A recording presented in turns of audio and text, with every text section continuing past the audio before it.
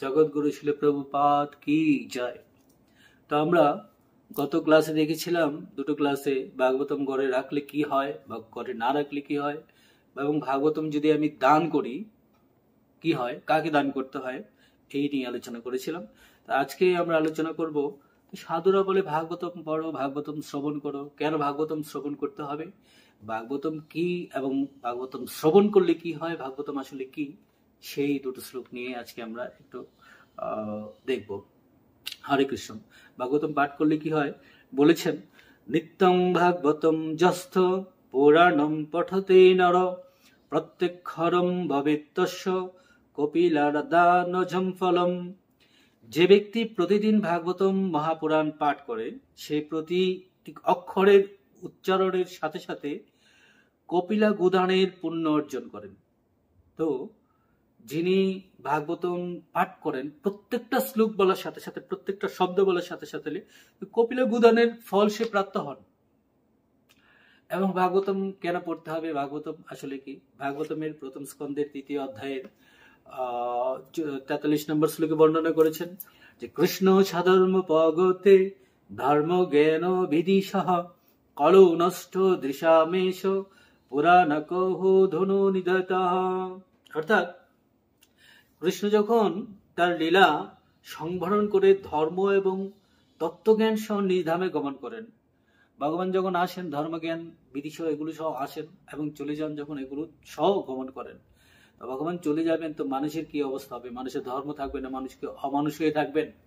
তখন বলছেন যে কলৌ নষ্ট দিশা মিশ পুরাণ কোহ ধনুদিতহা।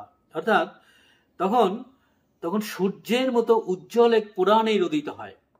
কলিযুগের অন্ধকারে আচ্ছন্ন ভাগবত দর্শনের অক্ষম মানুষেরা এই পুরাণ থেকে আলোক প্রাপ্ত হবে।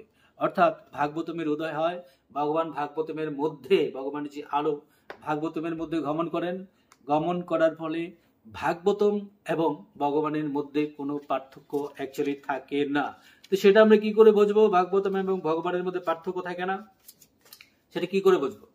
যে আমাদের ভাগবতমের দ্বাদশ স্কন্ধ, প্রত্যেকটা স্কন্ধ ভগবানের এক একটা হচ্ছে অঙ্গ এবং প্রত্যঙ্গ। সেটা কি করে হয় বলছেন, পাদ যদিও প্রথমা দ্বিতীয় তৃতীয় চতুর্থ কথিত যধুর নাবিস্তথা পঞ্চমেব ষষ্ঠ বোঝাম তরোজু যুগলম তথানো কণ্ঠস্থরা জন্মব যদিও মুখার বৃন্দম দশলম প্রফুল্লম একাদশ যশ ললাট প্রট্রম শিরোহপিত দ্বাদশ এভোভাতি তমাদিদেবম করুণানিধানম তমালবর্ণম সুহিতাবতারম অপার সংসার সমুদ্র সেতু বজম মহে ভাগবত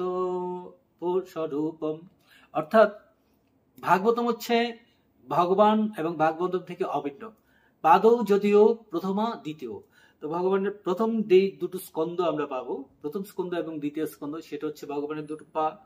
তৃতীয় চতুর্থ কথিত যদু, এবং অরুদয় হচ্ছে যে ভগবানের অরুদয়, চতুর্থ এবং তৃতীয় এবং চতুর্থ স্কন্ধ।